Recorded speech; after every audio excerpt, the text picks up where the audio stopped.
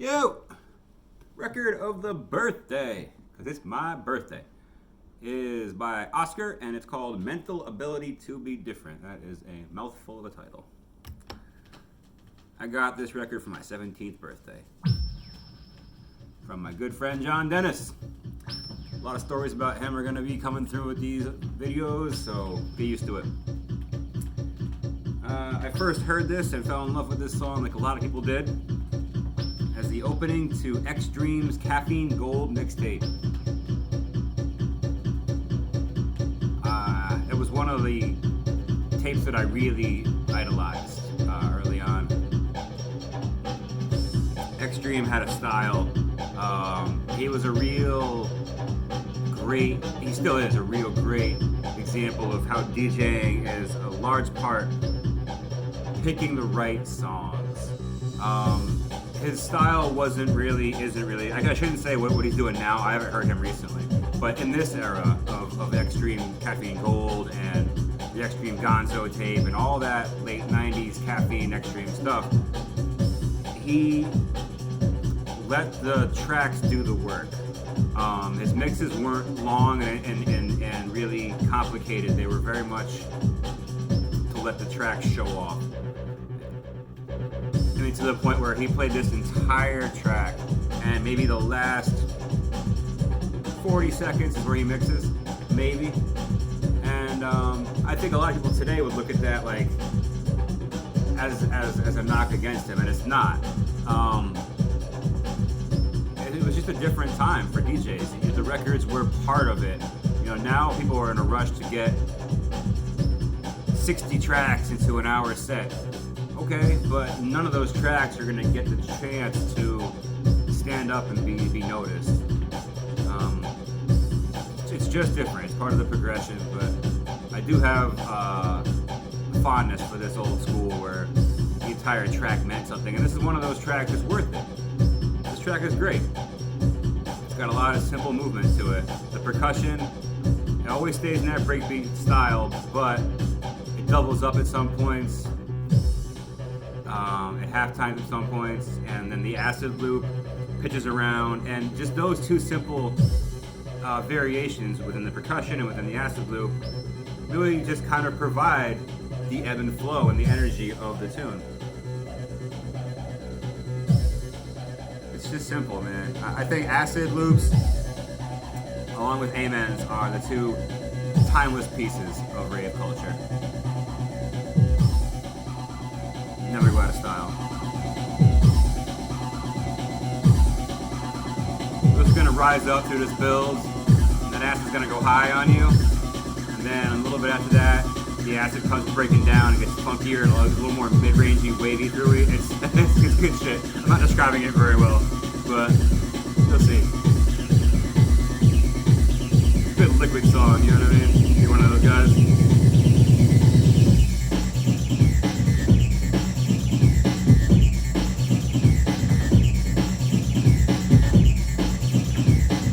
Shit just really feels like the old scene to me when I hear shit like this.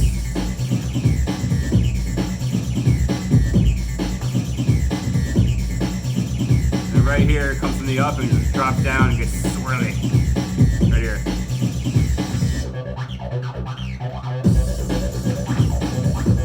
Not complicated, but man, it makes my shit sing. I love this kind of stuff, man.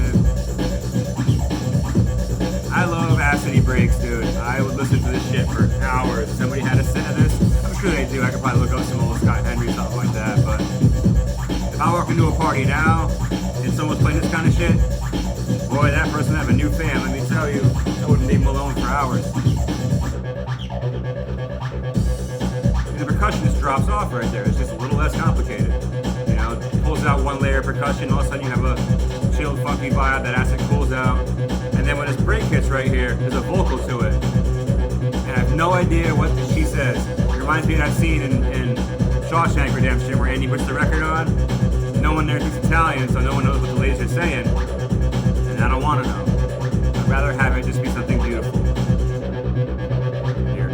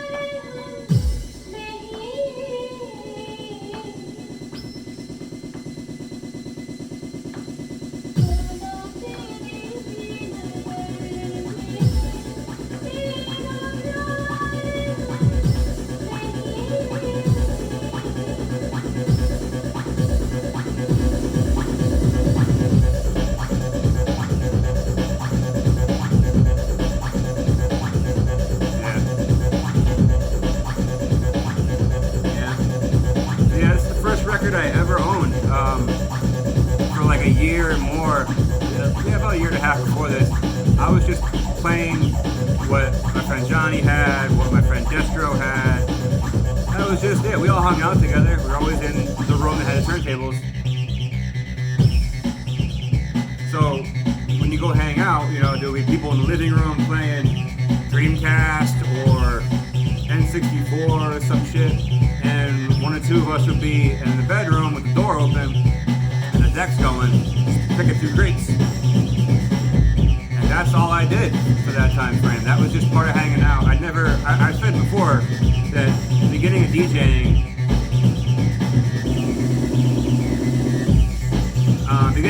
I never had any aspiration to get up on stage and play parties. I wish I did, Looking back on some of these pictures you guys have recently from the Asylum and from all the old party days, I wish I had pushed it, because I could have done it. But it was just something to do. It was just a hobby. It was like graffiti. It was like skateboarding. It was just something that you did. And yeah, we just hung out in that room and these picked few records. So this is the first one I ever actually could say was my record. It was a gift from my best friend. I was 17 years old. He knew how much I loved the Extreme Gold album, so he saw this at Volt and he got it for me. God bless you, Johnny.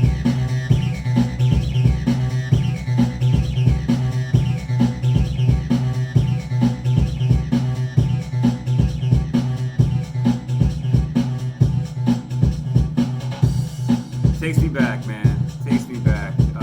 There's 4 tunes on this, 4 remixes of this. This is the original version. The beginning right here is Micro's version.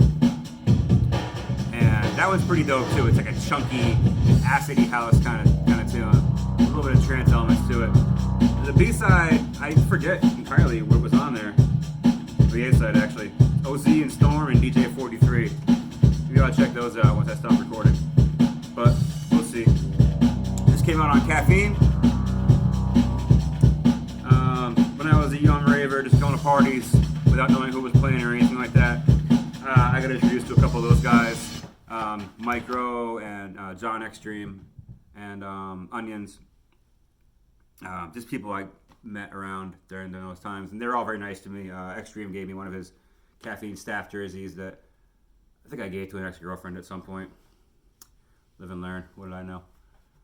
But this is the tune, man. This is the first record I ever owned. And it is one of my faves, man. I do love, like I said, some acidy breaks,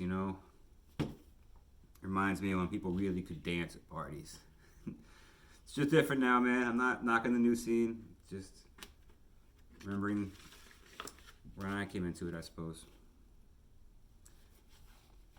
This one means a lot. This is on the wall downstairs. If you ever get a glimpse of me down there, which I don't think I've done much recording down there for this kind of stuff. But I have a wall of records that are kind of iconic to me. Binary Finery 98's on there. Naja Richards, The Medley. This, Valley of the Shadows. Some Proto Men, first album. Stuff that means a lot. Stuff that I can look at and see the moment frozen in time. Like this one. I hope you guys enjoyed it.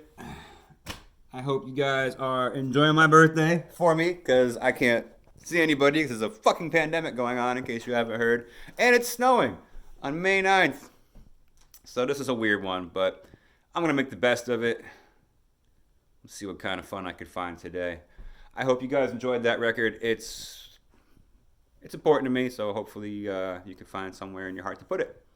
And tomorrow is Digital Sunday. I have no idea what I'm going to pick out yet, but find something good, and I will jabber on about it, and I hope you guys dig that one too. So until then, peace.